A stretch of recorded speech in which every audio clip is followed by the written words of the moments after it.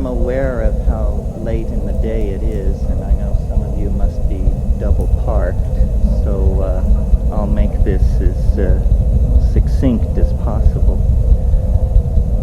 This morning's discussion caused me to wonder how much we would understand about electricity if our method of studying it was to stand on the tops of high hills and wait to be struck by lightning. It seems to me that's sort of the position that we're in vis-a-vis the UFOs.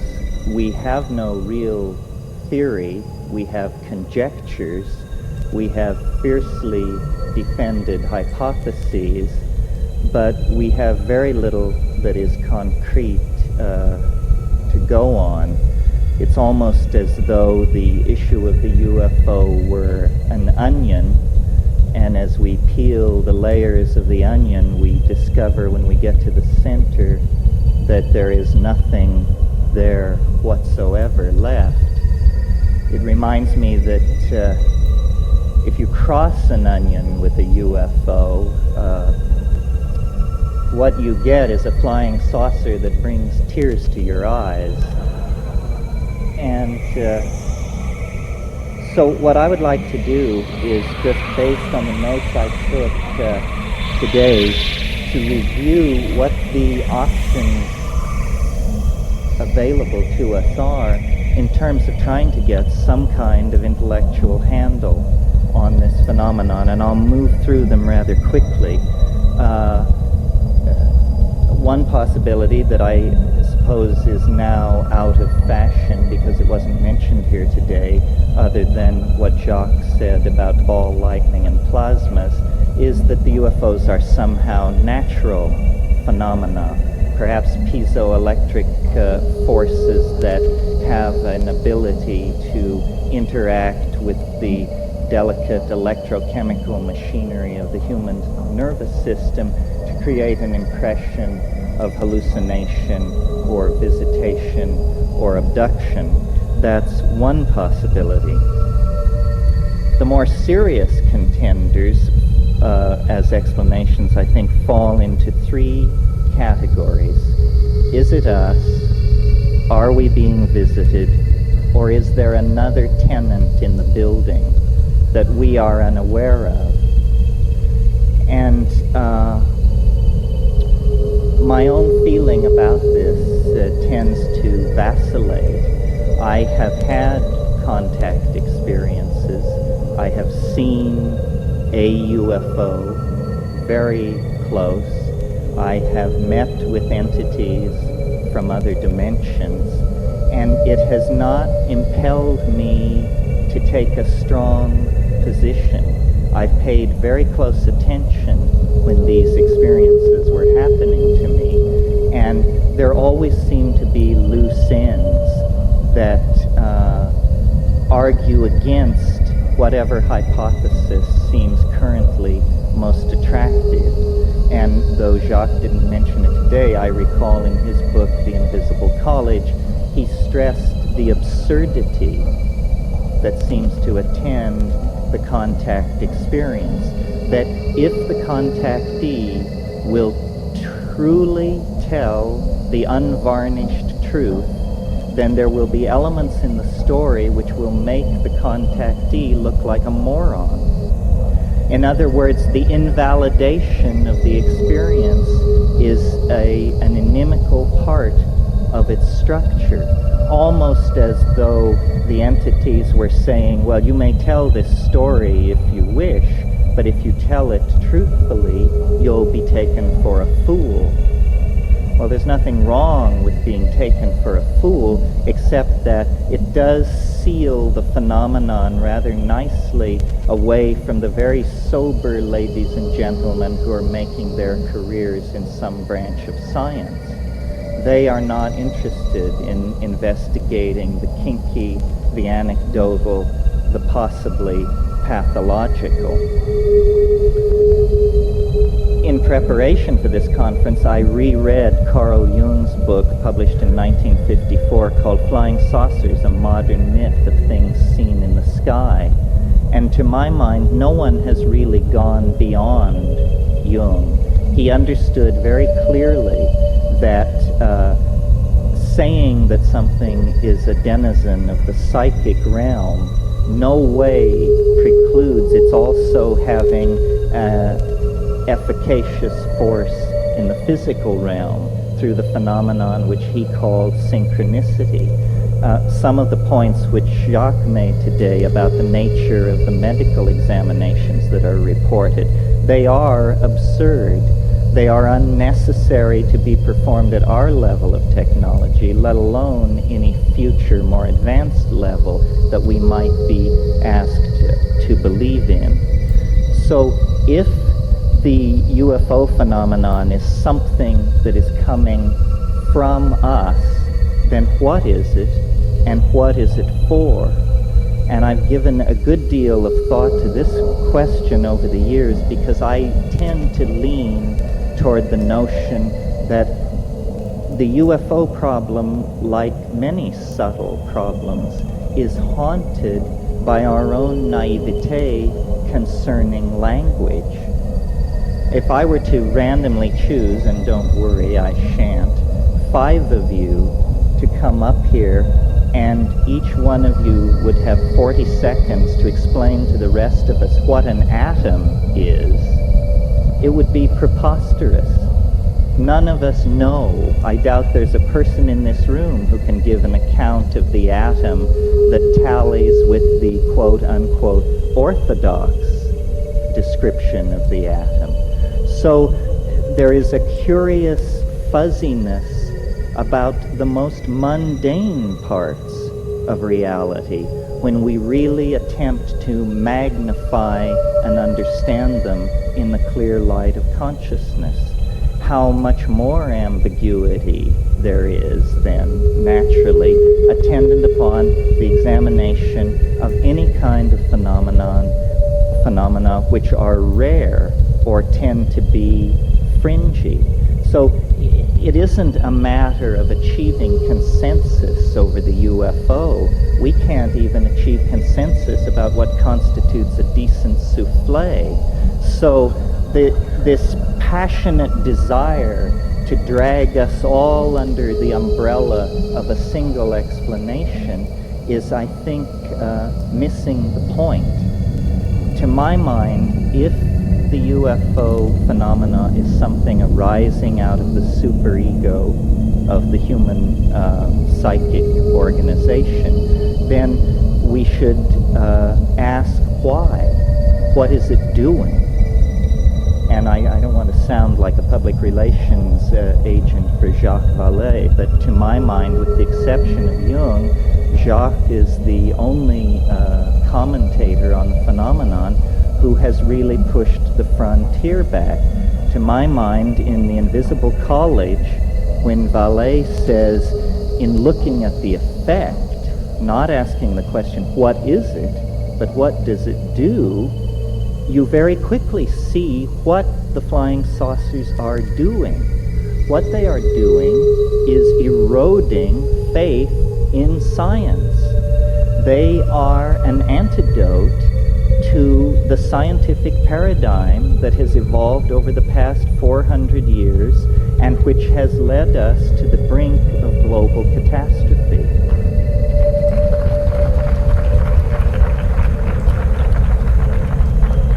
So the notion being developed here is that within the structure of the human psyche, there is something like a governor, something like a monitoring circuit, which when a society begins to evolve in a pathological or lethal direction, phenomena can be induced not by the egos of men and women, not by their institutions, but by the overmind, the collectivity of the human species. Phenomena can be induced which are so corrosive to the ideologies currently in place that their underpinnings are cut away, their validity is called into question, and their programs for social development and control are invalidated and destroyed. Now, a perfect example of this is the rise of infant Christianity. If you'll cast your mind back to the situation in the early years of the Christian era, and imagine the mentality of a Roman aristocrat, a person of power in Roman society. Their physics is drawn from democracy and atomism. In other words, they are thoroughgoing materialists. Their social theory is drawn from Epictetus and Plato. They are, in fact, extremely modern people by our own standards.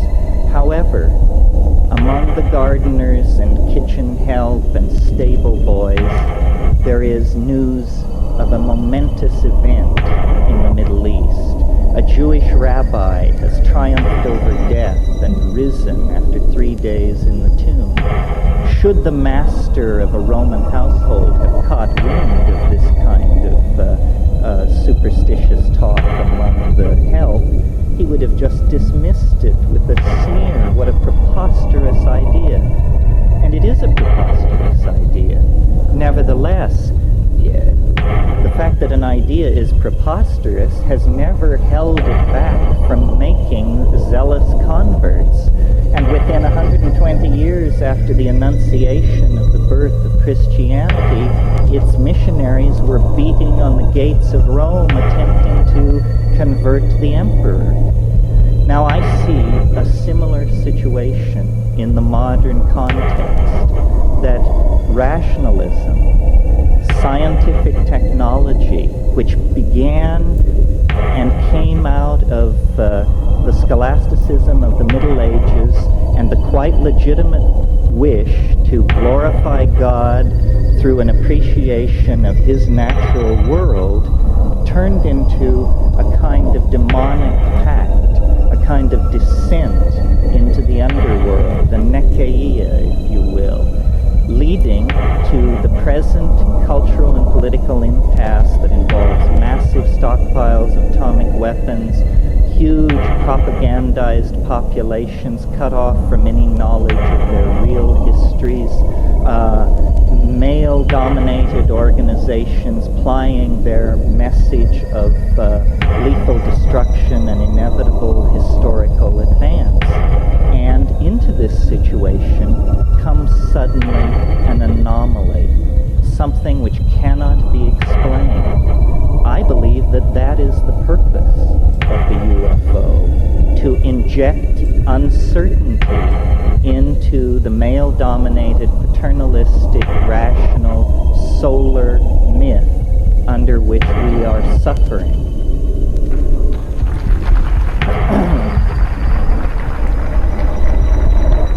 So, I suppose if you had to categorize this point of view, you would say I'm taking a depth psychological, psychoanalytic point of view. What I'm saying is that the UFO is nothing more than an assertion of herself by the goddess into history, saying to science and paternalistically governed and driven organizations, you have gone far enough. We are going to turn the world upside down. Your science is going to be shown up for what it is, nothing more than a pleasant metaphor usefully extrapolated into the production of toys for healthy children. That's what science is good for. It is not some meta-theory at whose feet every point of view from astrology to acupressure to channeling need be laid to have the hand of science announce thumbs up or thumbs down.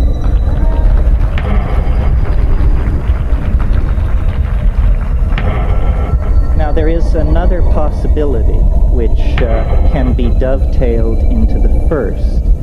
It is that it is not so much the oversoul or the superego of the human species which is responsible for stopping scientific masculine paternalism in its tracks, but rather that, unbeknownst to self-absorbed and myopic human beings, we have always shared, or at least for a very long period of time, have shared this planet with another intelligent species, another entity, which may have been perfectly content to allow us to abide in our ignorance of its presence until the point where it came to its awareness that our style was toxifying, ruining, raping, and perverting the planet.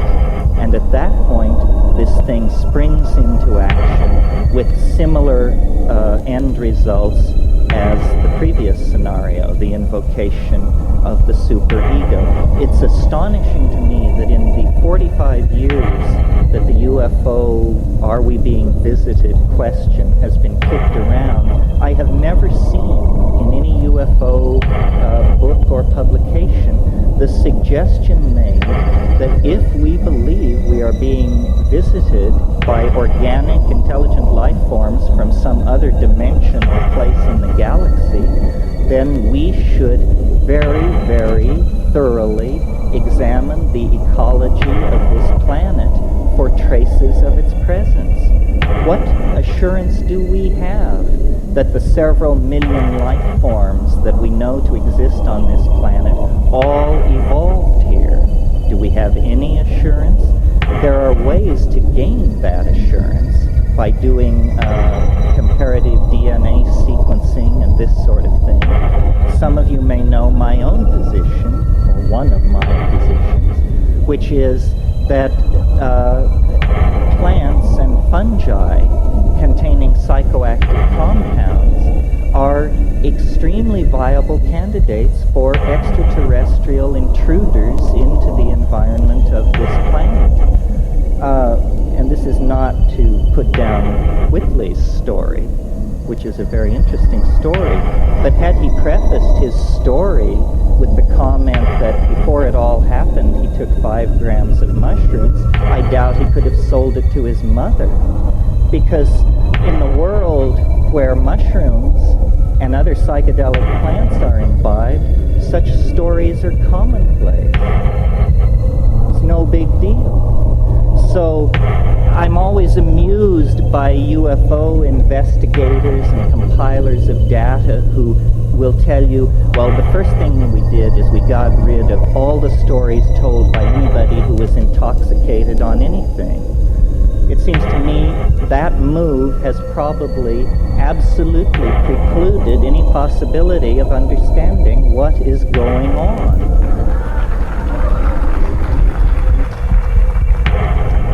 You see, culture is something that we wear like clothes.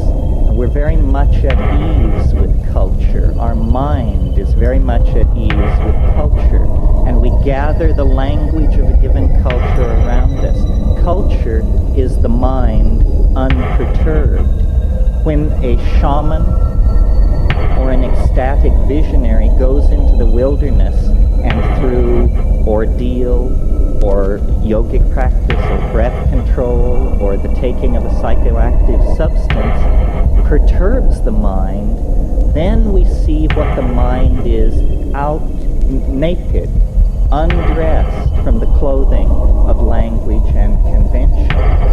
That's why I've made this point over and over again.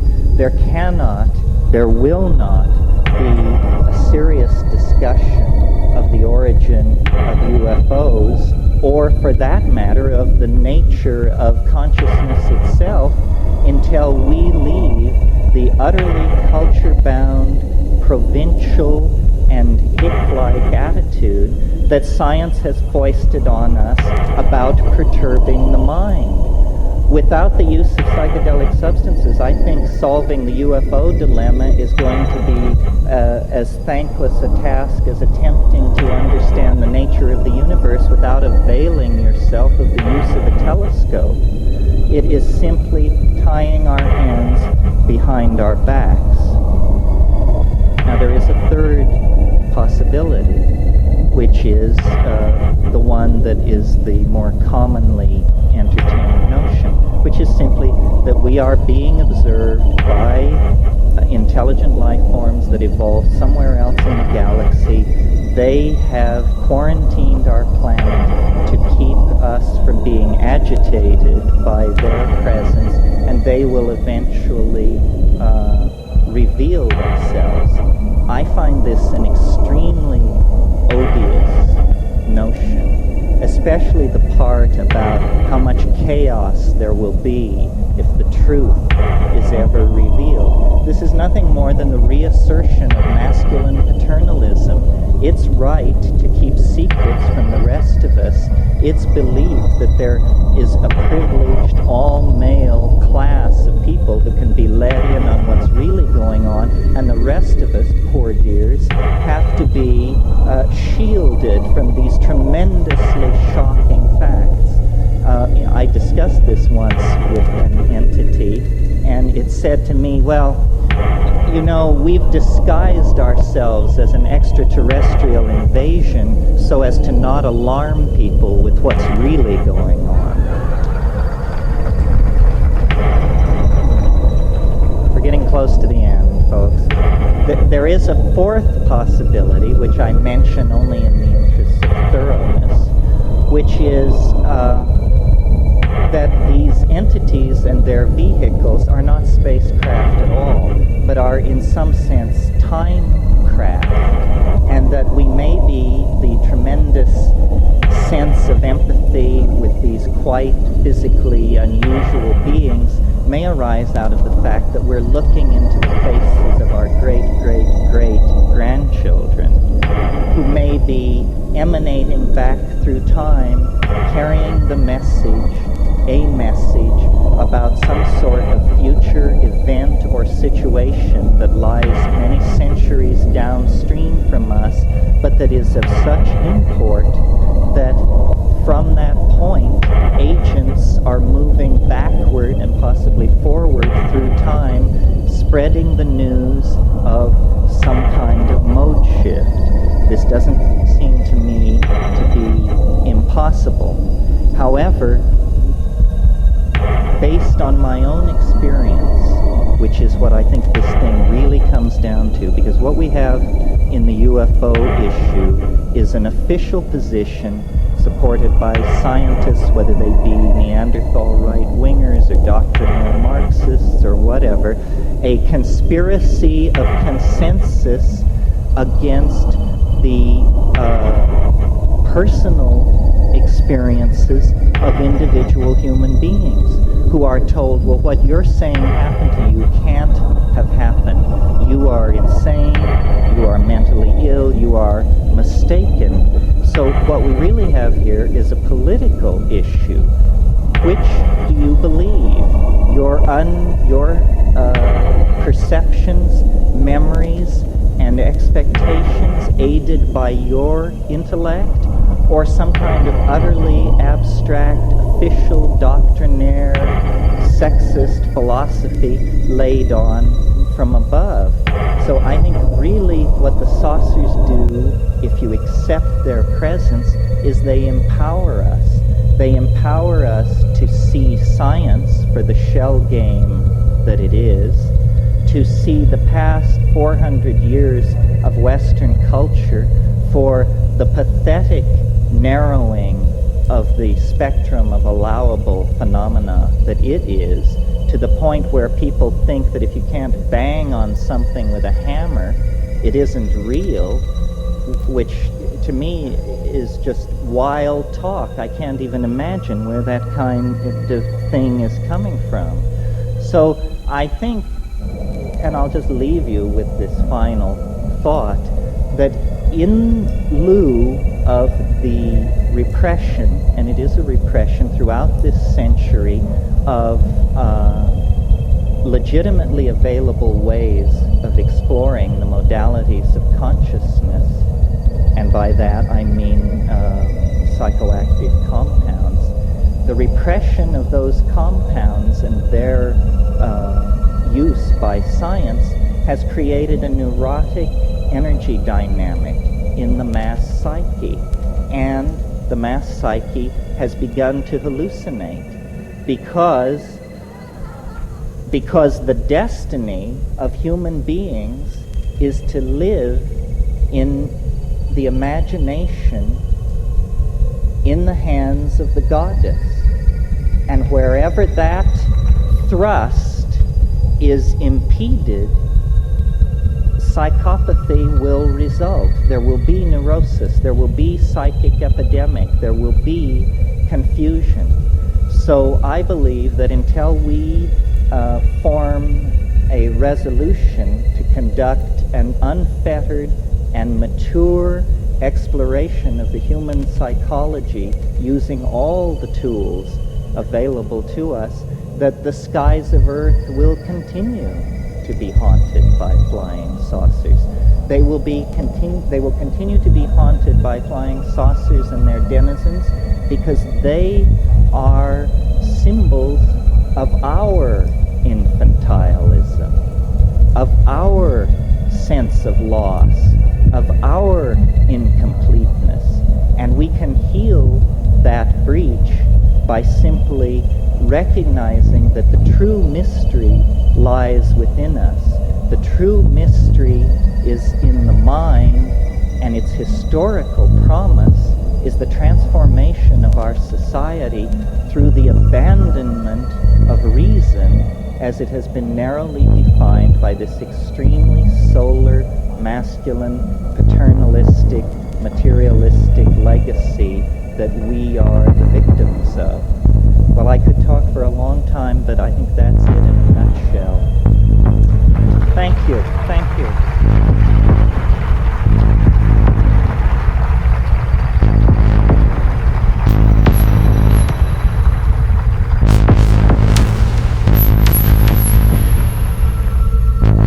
There were a couple of points I didn't cover. Before I get into that, though, I would like to thank and call attention to the magnificent competence of Elise Agar and the Omega Company.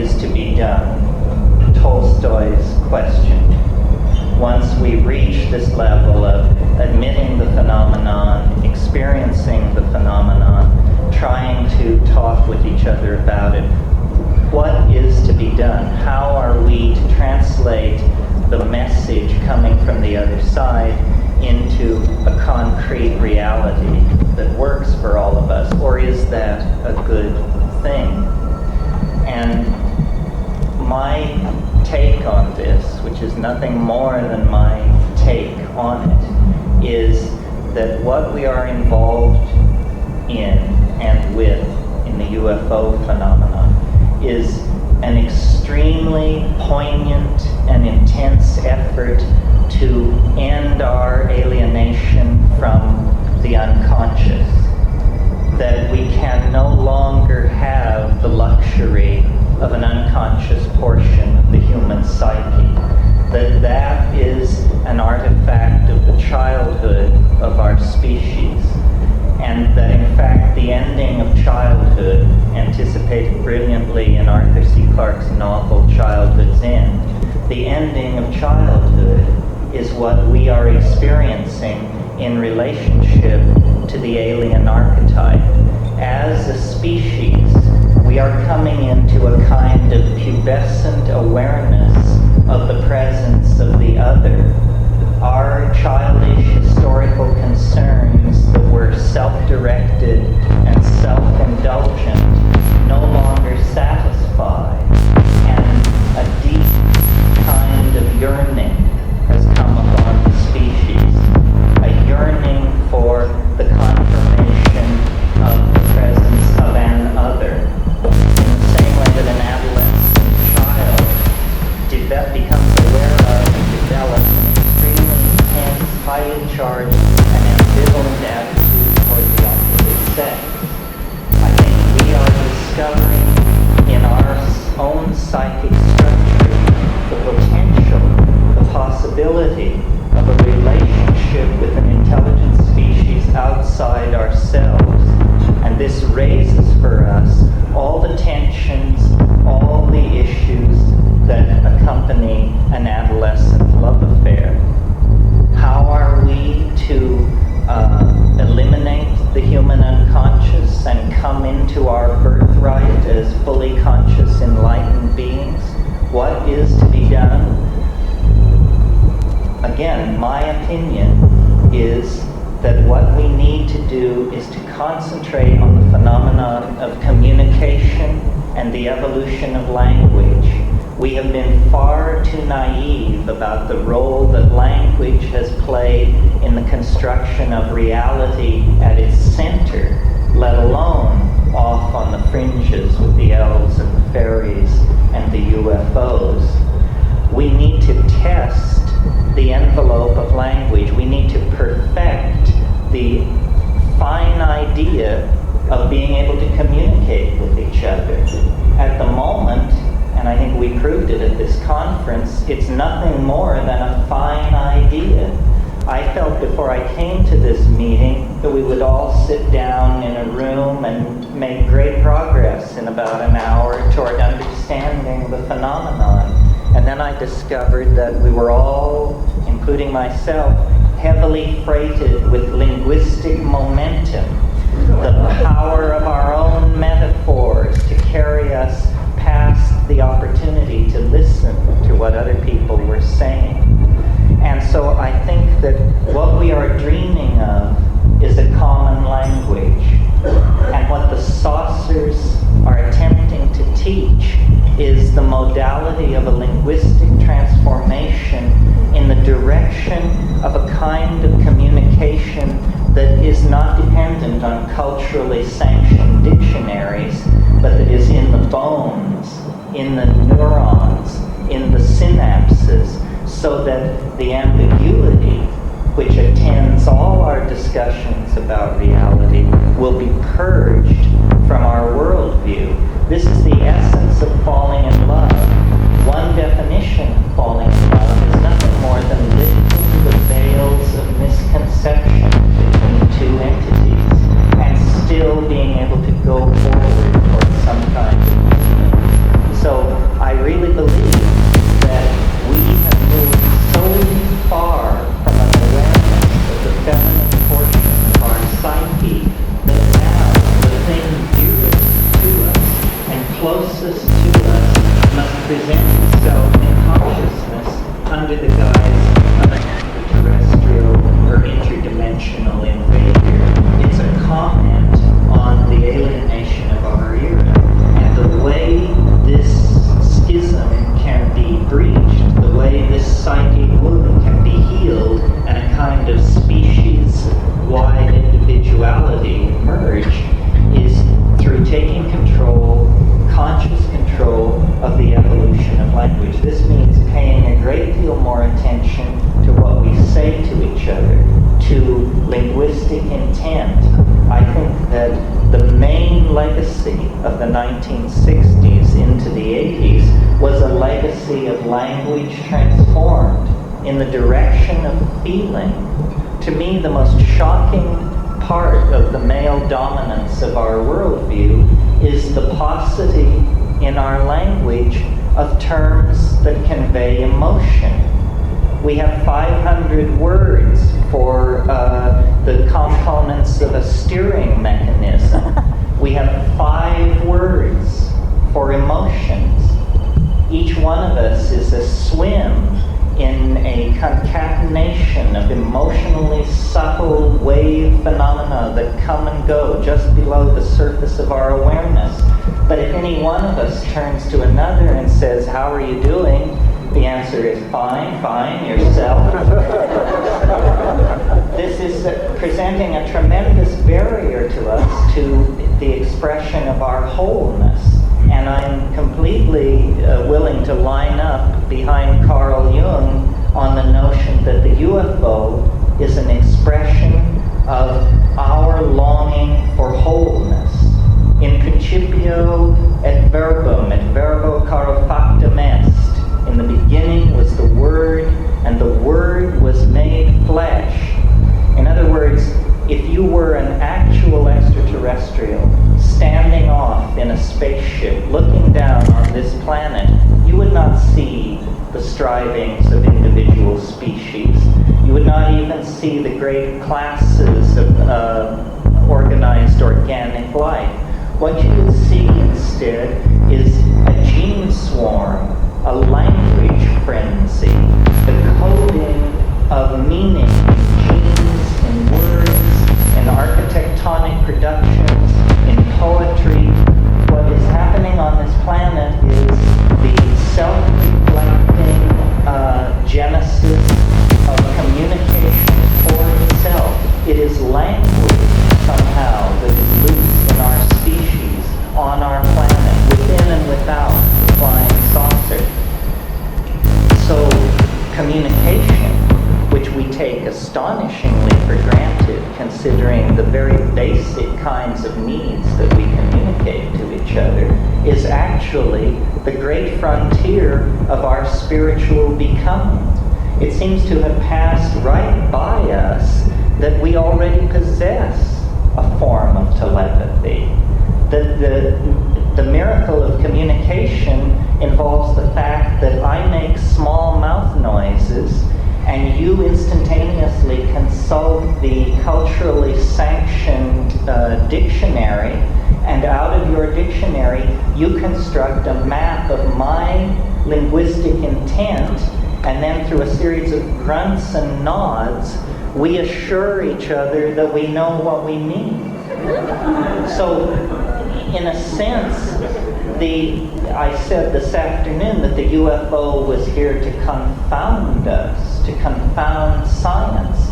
On another level, like the psychedelics, it is here to catalyze a finer evolution of communication, to goose us toward a little tighter epistemic and ontological definition of the business of communicating with each other.